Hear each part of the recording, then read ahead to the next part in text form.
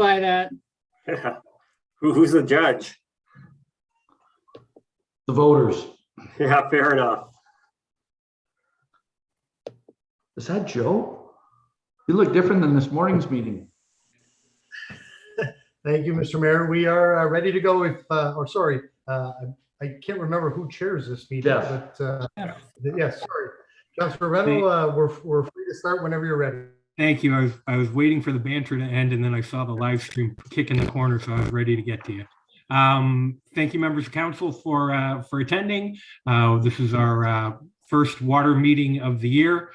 Probably, as we were saying earlier, probably the first one in a long time. But things are going well. We've got an agenda in front of us, and we'll call this to order. So with that, do we have anyone present that has a disclosure of pecuniary interest? Seeing none, we'll move on to the adoption of minutes. We have a mover with Councillor Desjardins, a second with Councillor Riccio Spagnuolo. All in favor? That is carried. Thank you. So we will move to two reports that were emailed to us earlier.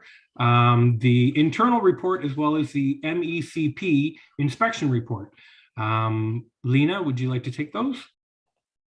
Sure, I'll take the first report with regards to the internal audit, the annual internal audit that we hire Aqua to perform our audit for us. And in the report, it shows only 2 opportunities for improvements, 0 non-conformance, minor or major, which was pretty good.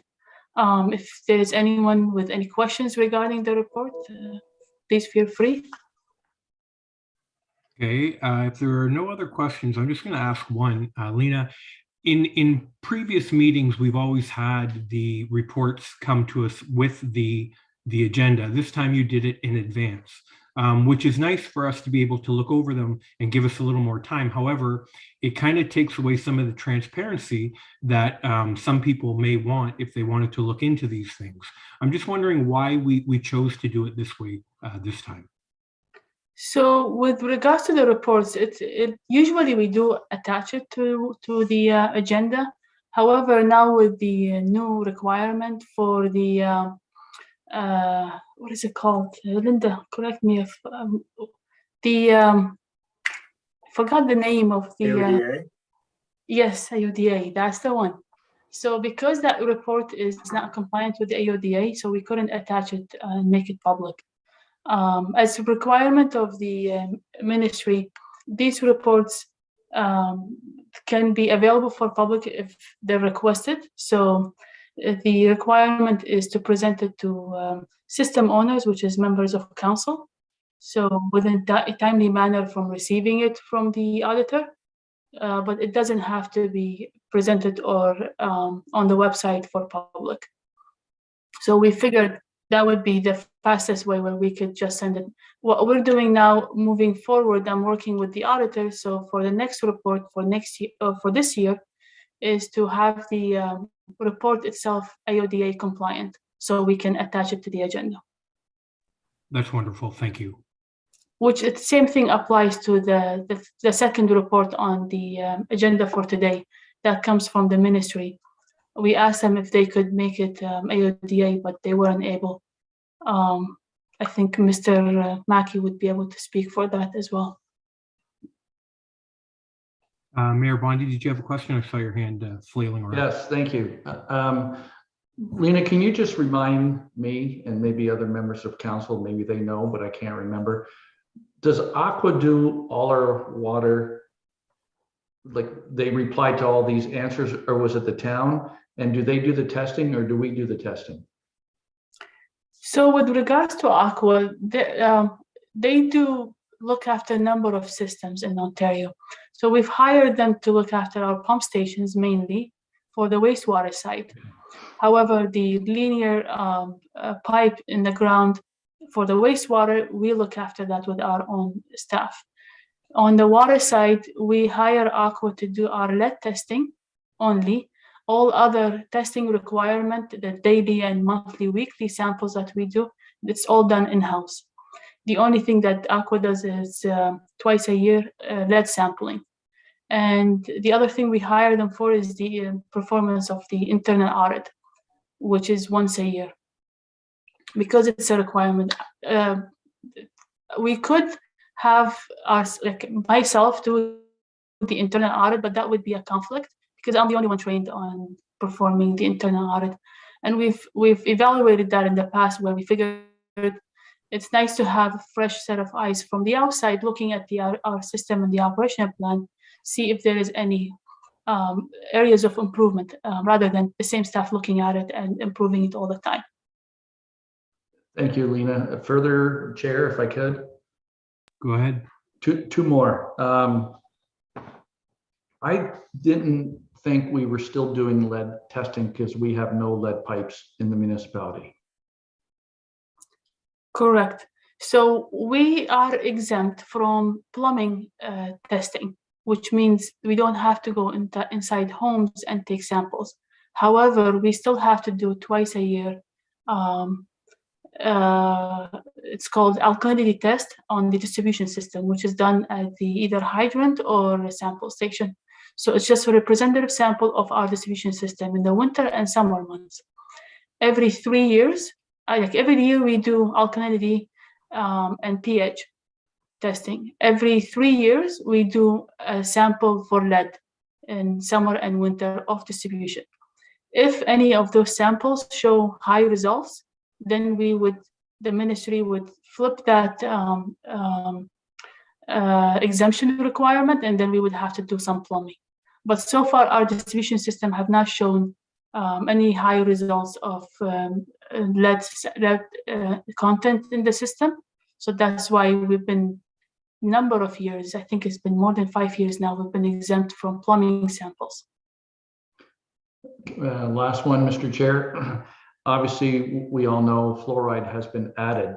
Do we have to do any extra precautions? I know the city had to implement, I forget the terminology, but when they sent everybody an email stating fluoride's being added, they had to add other requirements to their piping, or for lack of a better term? Do we have to do anything?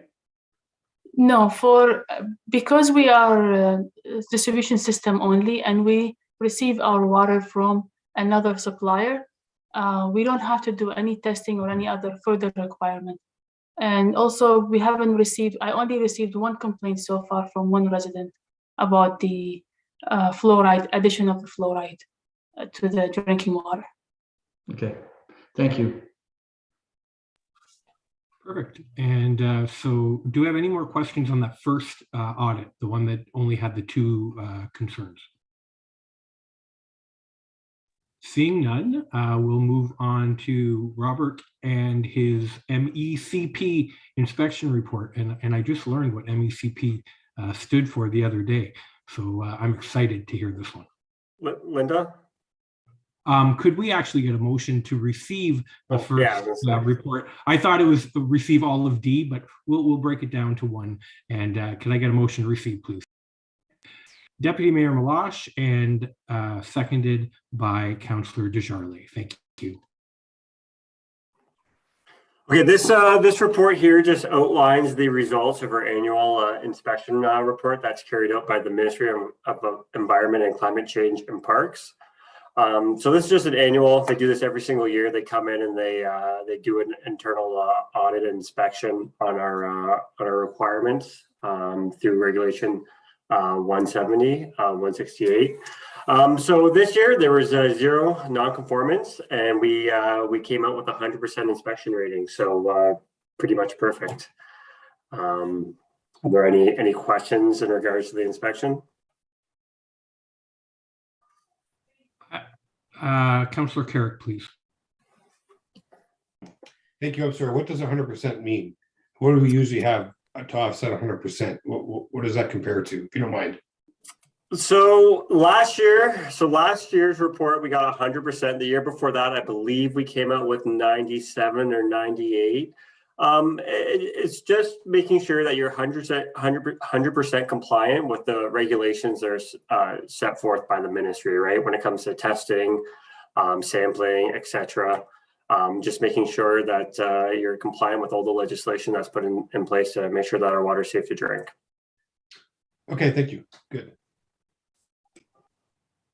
Okay, and seeing no other questions, I have one, and I apologize if I'm getting the two reports mixed up because I read them at the same time out of that original email. But one of the reports said there were only 2 areas for improvement, but one I thought had 2 areas of concern. Was this not the one that had 2 actions to be followed up on? I'll speak for that. So the audit report, it shows 2 OFIs. OFIs means opportunities for improvement. So when we have an internal or external audit for the drinking water quality management system, there are 3 things that they could show: either opportunity for improvement, which means whether we want to implement it or not. It's basically just the auditor would see something, maybe a document needs to be written in a different way, or some kind of minor, very minor. It's not even an issue. It's more just like they're suggesting something needs to be done and to improve it. But we can say, I don't see it fit. We don't need to change it. That's how the opportunity for improvement works. Non-conformance on an audit report would show that means we have the standard, and if we're not meeting all the standards and we have lack in some area, then they would issue us a minor non-conformance. And there is also a major non-conformance. A major non-conformance means something, let's say a year before they showed a minor non-conformance, the following year we didn't follow up with it, then that would turn into a major non-conformance. Sometimes when we have an audit, the auditor sees something that is not conforming, but it's so major that could become non-compliance as well. So they would issue us a major non-conformance. On the inspection report from the ministry, there is either compliance or non-compliance with the regulations. So in our report, I'm not sure if we have any maybe recommendations usually. So if we get 100%, that means we've complied with all the requirements. The few years ago, we had, I think, 97 or 96% because we missed on one sample. The timing, we missed it by 4 days. So it was within certain time and we missed it by those few days. Then we got non-compliance in that situation. Where in this report, we didn't have any non-compliance, or sometimes could be just a recommendation that the inspector sees fit that we need to change something or do beyond what is required.